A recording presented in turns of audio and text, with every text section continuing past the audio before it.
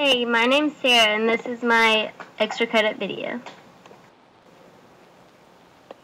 So the assignment was to focus on the public lecture you enjoyed the most. I watched the physics of baseball and Higgs, but I enjoyed the neuromechanics of insect locomotion the most, which was actually about cockroach locomotion. It was a lecture by Holmes, and I'm interested because I'm a pre-vet biology major focusing on animal systems.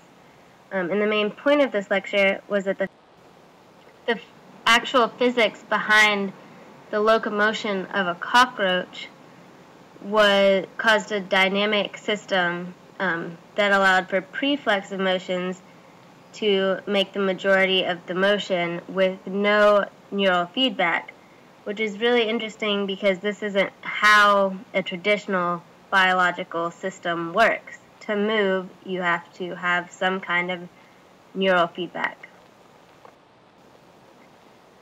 So I promise this is the only biology point that I'm going to make today, but basically a neural pathway traditionally would need a stimulus to go to some kind of sensory cell, which would send a message along a nerve to a muscle, and then the muscle contracts. The problem with this is it takes time, and when you're reacting to something really quickly, you don't have time for this.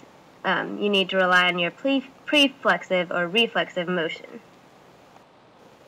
So when a cockroach is running really, really fast, you see these fast dynamics that are dominated by inertia and rely on preflexive motion without neural instructions, because you don't have time for that when you're trying to correct something you might have slipped. But if you're a cockroach moving really fast, then you don't have time for neural pathways. What a cockroach uses is something called a double tripod gait, in which you can see here the legs 1, 2, and 3 will move together, and the legs 4, 5, and 6 will move together.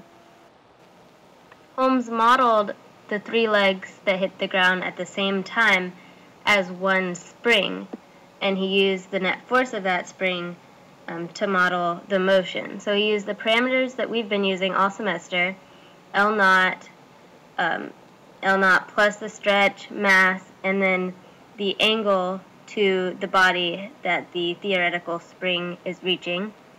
He noted that this is a energy conserving system, and he also used angular momentum principles. The initial velocity that he used in his estimate, he used by making a point particle system just like we did, and then he added more legs, more springs to make the system more realistic. Within the springs that he used for a leg in his simplest model, he added more spring forces to emulate the muscles in each individual leg.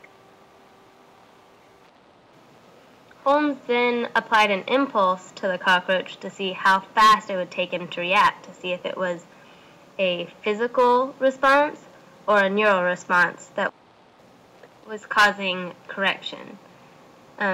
What he did was he applied a rocket kind of thing to the back of the cockroach. As you can see in this video, an impulse will be applied, and then it only takes 15 milliseconds for the cockroach to correct himself, which would be faster than a neural response in a cockroach. I'm going to follow up this lecture by talking about another animal that you can use physics to determine the motion of, and that's snakes. I focused on a study by Dr. Goldman and Dr. Hugh working out of Georgia Tech, and their paper were wiggling through the world. They used force vectors on snakes' lateral undulation to see how exactly a snake used this lateral undulation to move forward. And basically it's just an addition of force vectors in all different directions with a net force that goes forward. This force is caused by friction of the scales in the ground, and a snake can't push forward on a smooth surface. So in this study, they put a sleeve that negated friction on the snake and saw that it could not move. It would just slip around. So here is a video of a snake trying to go somewhere on a nearly frictionless surface, and it can't get anywhere. It's just slipping back and forth. And that's because there's no frictional force between the snake and the surface.